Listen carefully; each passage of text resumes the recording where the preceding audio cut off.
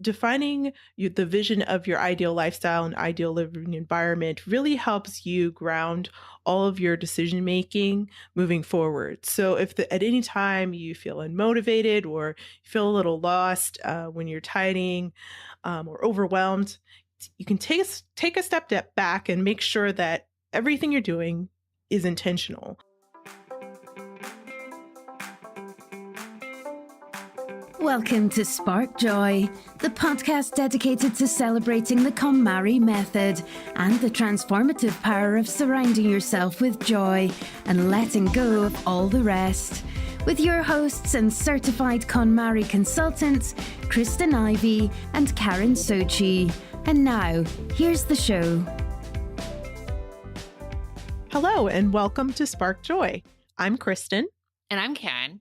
And today we're going to talk about the power of vision.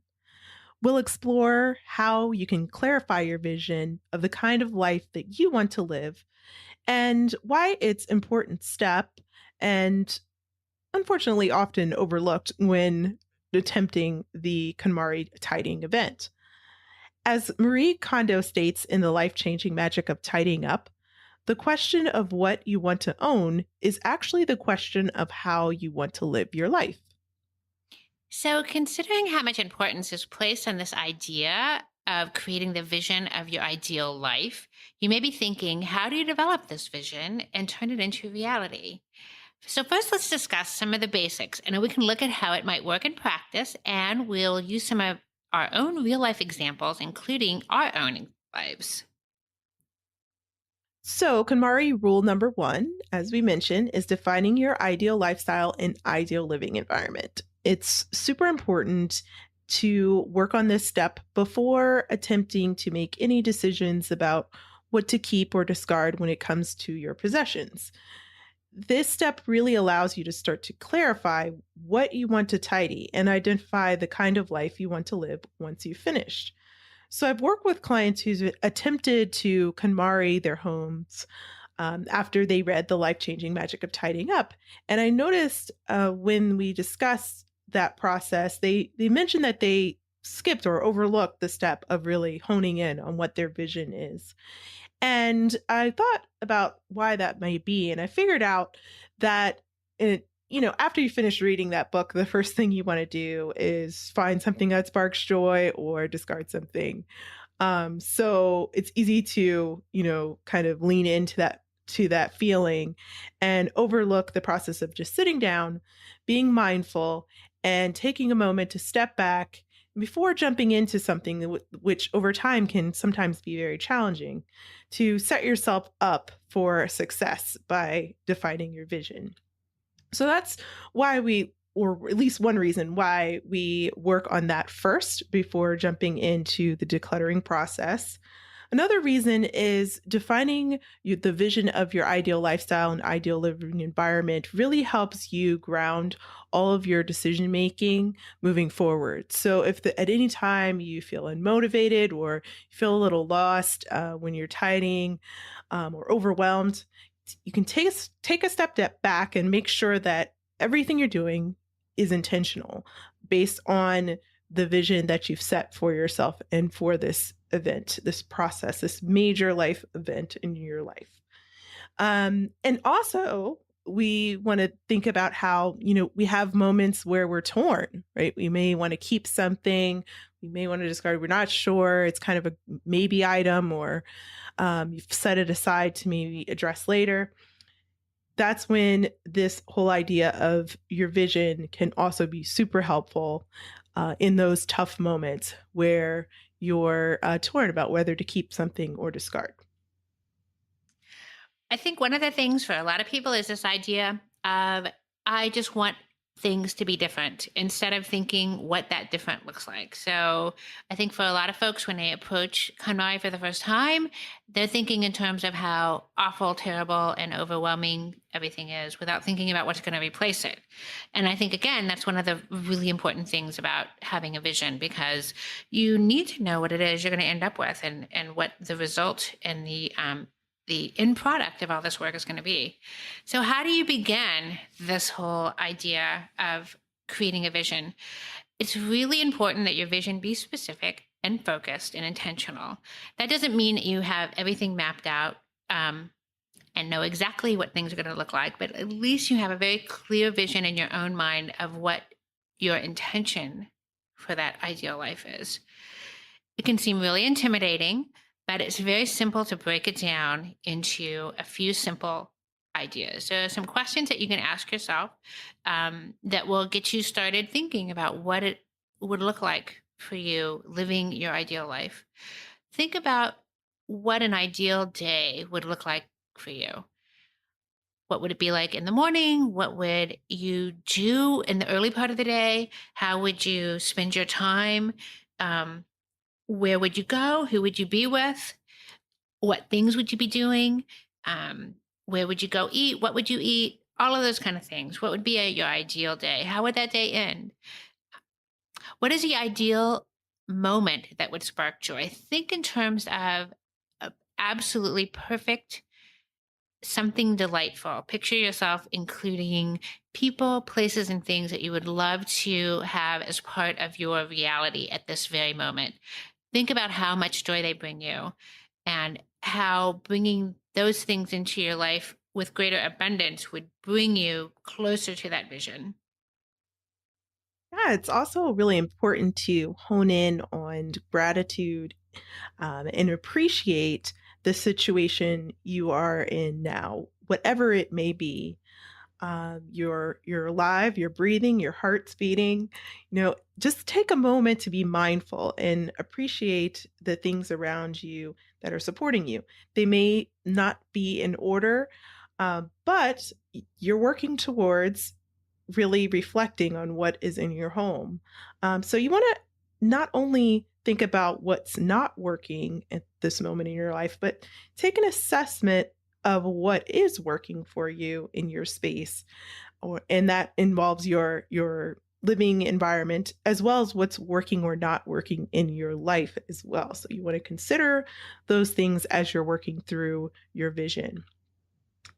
You also want to take a look at kind of how you would be living your life if money, time, obligations were not a constraint at all in your life. So, just what would you be doing if none of those factors were maybe blocking you from achieving what you truly want to do with your time, who you want to spend your life with, who's important, who matters. That's what you want to put your attention on when you're shaping your vision.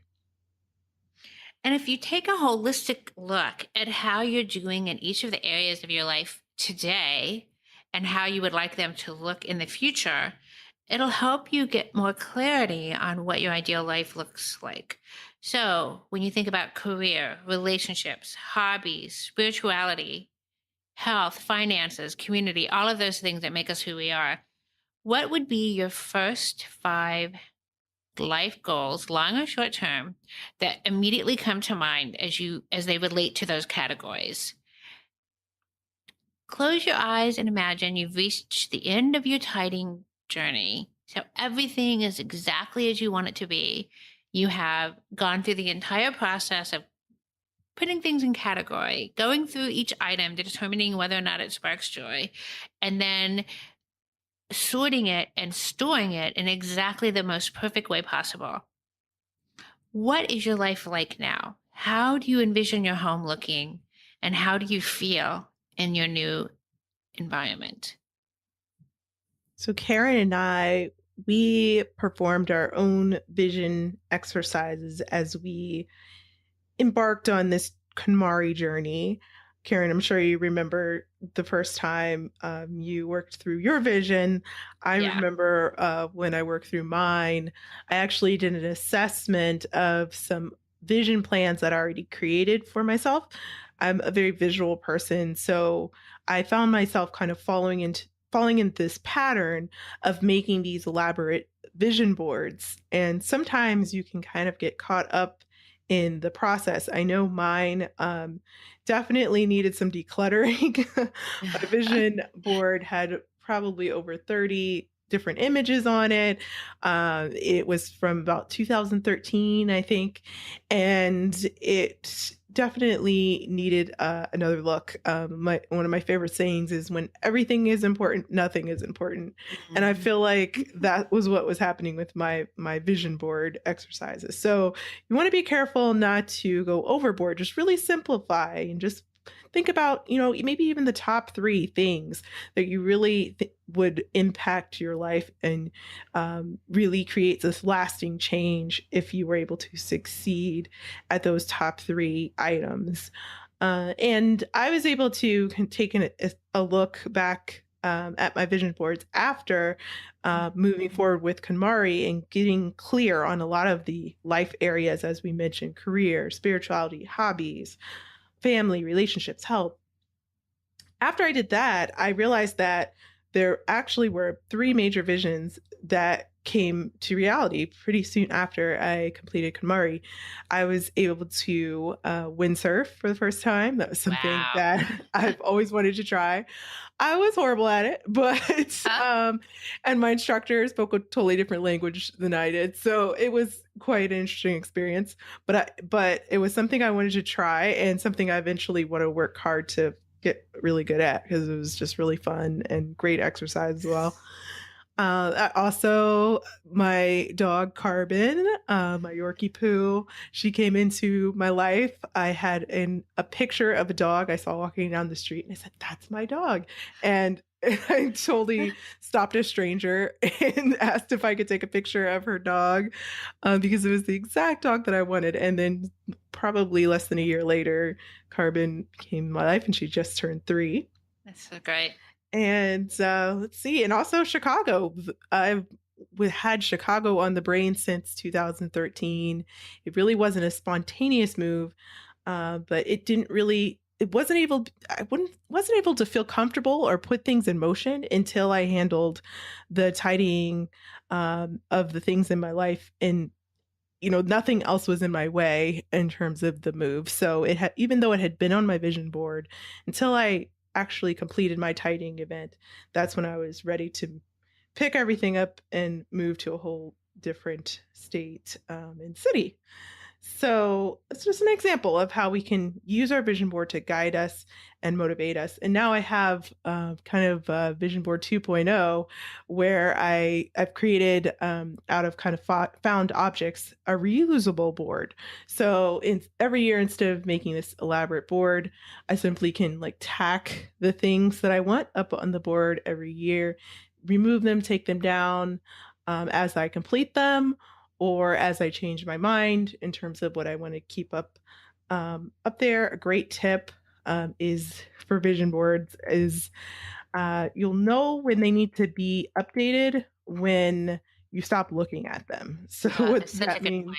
So essentially what that means is if you have this in a prominent space in your house and it's there, it's there, but you're not really finding that you're inspired by looking at it, or even though it's there, you're not really glancing or noticing it, then it's kind of expired. So I now have mine in my office here at Studio Tidy, and I love to look at it to inspire me to achieve my goals, not only in business but also in my personal life.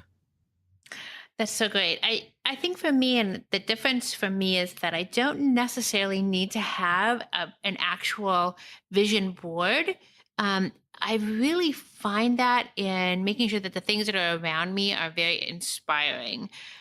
And for me, that's actually an area in our apartment that I have kind of made the spot where I've surrounded myself with family photographs and little souvenirs and trinkets and photos and paintings that are really just absolutely. If you walk into this little area of our apartment, you would say this is the area.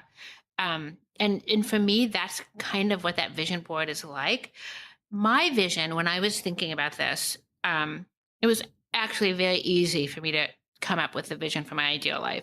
I think I'm the original definition of fear of missing out person because I have been a person of extremes in my life. I have made several kind of life changing dramatic moves in not only location. I was born in Kansas City and just on a whim moved to New York, and then moved to San Francisco and moved to Philadelphia and then back to New York. Changed careers a few times.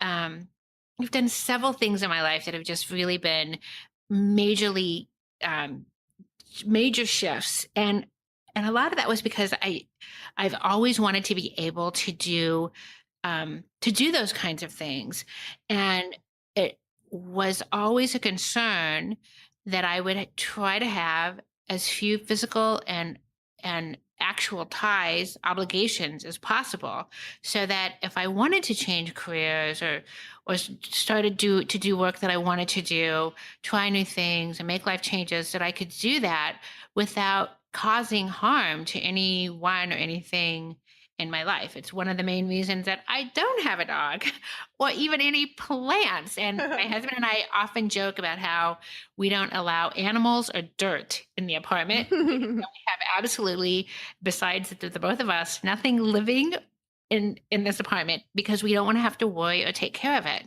Yeah, because we would really care that things were managed well and taken care of, because the things that we do own are really important to us and we want to take care of them.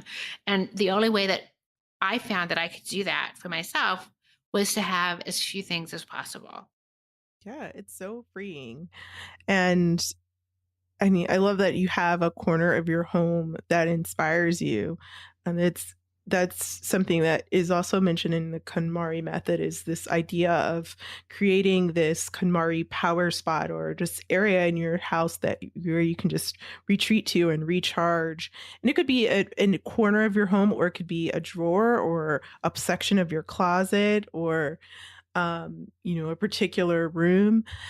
It For one of my clients, actually, she got really into golfing. Mm. She originally was in real estate, but when the market crashed and there was all that turmoil going on, she was laid off, and she just had a lot more free time, and she started playing the Nintendo Wii game, the golf game. And Sure, sure. she started playing it for fun, and she really got into it to the point where now she is an instructor, and she works for a nonprofit and organizes golf events and tournaments. And so golf was really important to her, and it was the integral part of her vision. So what we did is, when we looked at her uniforms and all of the colorful outfits that she needed to, you know, to go with her on to the course and to her events, we decided to dedicate one of her closets just to golf items, and Wow. it's really special. So not only is it functional, but when she opens it, she is immediately, confronted with her vision, and Right. that helps her support her life, and the lifestyle that she wants to live. Right. It's really so interesting to work with clients, I think, in the way that we do, because there's just so many, there's no end to the variety of visions and life goals that people have for themselves. A lot of times I've worked with people who are going through major life transitions, and um, that new transition is part of their vision. For example, I worked with a couple who had been together for a long time, happily married for a very long time, but they had lived in a really large, rambling home. And just by the nature of time, they had accumulated um, just so many things, lots Mm. of things. And they had plenty of room. And it really was never an issue. That was never a question of whether or not they could accommodate bringing new things into their environment, whether it's furniture or art or clothes or hobbies or whatever it was. There just always was room. But they decided that they wanted to move into a much more modern, um, minimalist type environment, a much smaller apartment, and they would only be able to achieve that if they got rid of just a huge percentage of the things that they own. But they didn't know where to begin. So being able to um, keep in mind that ultimate goal of being able to move into a home that was pared down, elegant, spare, um, and that really fit what they saw the rest of their lives embracing, meant that they would go through this KonMari process. But keeping that vision of the future home in mind was really the driving force for them through the entire process. Yeah, it's so crucial, not only for couples, but also for families. I work with a lot of families who are trying to not only declutter their home, but declutter their mental space or their time they spend with their family. They want to make it more intentional and more joyful. And so they choose to maybe limit screen time, for example. And as they work through KonMari, their family starts to notice, this major change in the home. And it is really contagious, right? So I have a mom of three that I work with, and her husband decided to bring back kind of candlelit dinners on Tuesdays of every week, I believe. And so, that was kind of this special gesture that not only, reminded them that they need to, spend time together away from their children, just something special just for them. And also taking care of the tidying allows for more time to connect, spend time with those who matter, and really make experiences the priority instead of objects. And I agree with you about the idea that families really can work on this together. I recently have worked with a family that had three young children, and the parents had a very simple vision, and it was that when they came home, they would not be overwhelmed with the fact that every single surface in the house was covered with kid stuff. And it was just the nature of having three young children, that there were just Sure. things for those kids everywhere.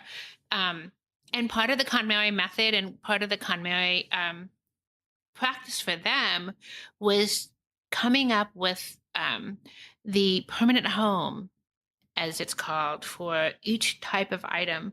So once their process was completed, there was a spot, an assigned place for each thing that each one of the children needed. And it wasn't all over the mantle, and it wasn't all over the dining room table, and it wasn't all over the kitchen counters, but there was a place for everything. And it was much easier to maintain once they knew where that place was. But that only came about because of their vision, which was very simply that their home not be overwhelmed with all the accoutrement of having three young children. Exactly. So now we have walked through why setting a vision is so important and a critical step in KonMari. And we've talked a little bit about how we've incorporated this idea of a vision into our lifestyle, and how clients also have used it to help them continue to be motivated to work through their tidying event and also maintain the tidy post event. So now we want to talk about how we can, put this in paper, or put this on paper for you. Create a written or a visual representation of your ideal lifestyle and living environment. We want you to get out of your head and onto another form of media, as I mentioned: paper, Pinterest board, website, diary journal, blog, Facebook post, Evernote, anything you want. Some people are more visual, and some people like to write things out or even talk through a vision with someone else, if that's helpful. You want to establish this tradition of creating a vision board or display or journal. And if you can, display this proudly in your home, either as a list somewhere in the central place of your home or as a visual board, that's awesome. You want to display it proudly, and again, as I mentioned, refresh it when you stop looking at it or stop paying attention or it stops inspiring you? So the main idea is that there's really no right or wrong way to do this. It's just that it's an important step. And for each person, the means by which they are able to get that ideal life, the vision of their ideal life out of their head and onto another type of material, whether it's a written form, a visual form, or a physical form, such as a particular corner or area of your home that you've identified as being your inspiration for your ideal life. It's yours. It's just something that's just for you. It can certainly include other people, and hopefully it includes people that you love and that you care about. But it still is about you, and it's a very personal thing.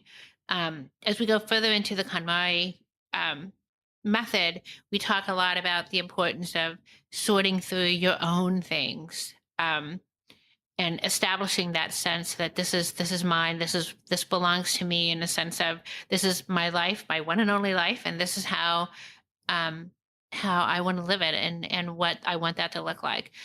And for a lot of people, being able to get it out of kind of that dream space in your head, that daydream, and onto another media is just really helpful. And it seems, again, kind of circling back to what we talked about in the beginning, it's a great way to just ground yourself when you're doing KonMari, so that you always have this vision to come back to.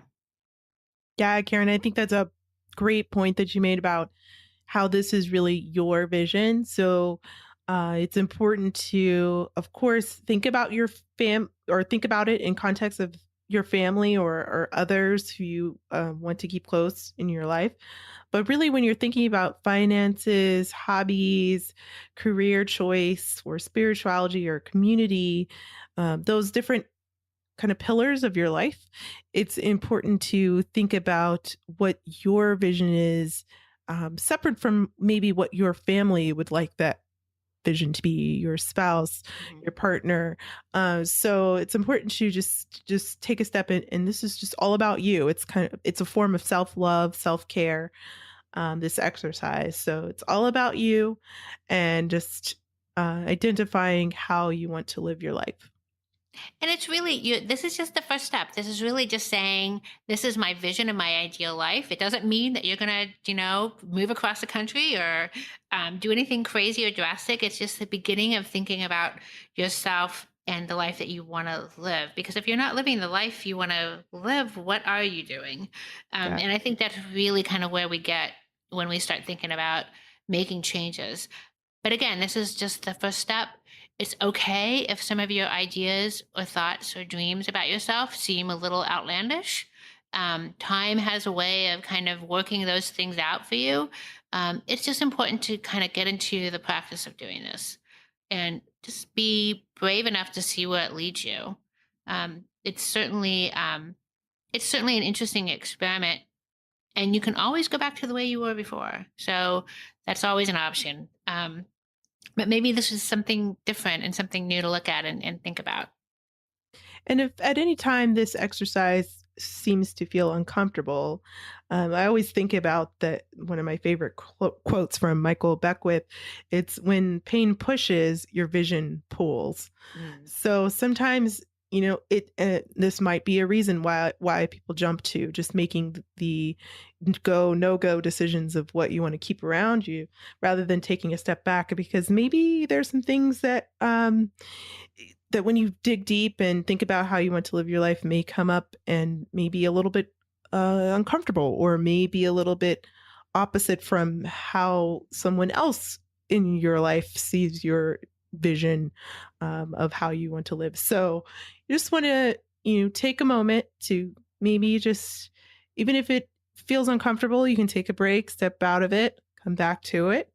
But sometimes things have to get a little bit messy before they get calm again, just like with tidying. so, Exactly. so if it's feeling uncomfortable, that might just mean that you're pushing yourself in the best way, where you're growing. Right. So now that we've talked a little bit about visions and you're living your ideal life, the vision of your ideal life, we'd love to see and hear about your ideal life. Share your vision board with us on Facebook or Twitter at @SparkJoyPodcast, or email us by visiting sparkjoypodcast.com. We want to see your KonMari lifestyle goals and help you put them into action. While you're there, you can click Ask Spark Joy to leave a question or comment for a chance to be featured on next week's show. Thanks for tuning in, and we hope your day sparks joy.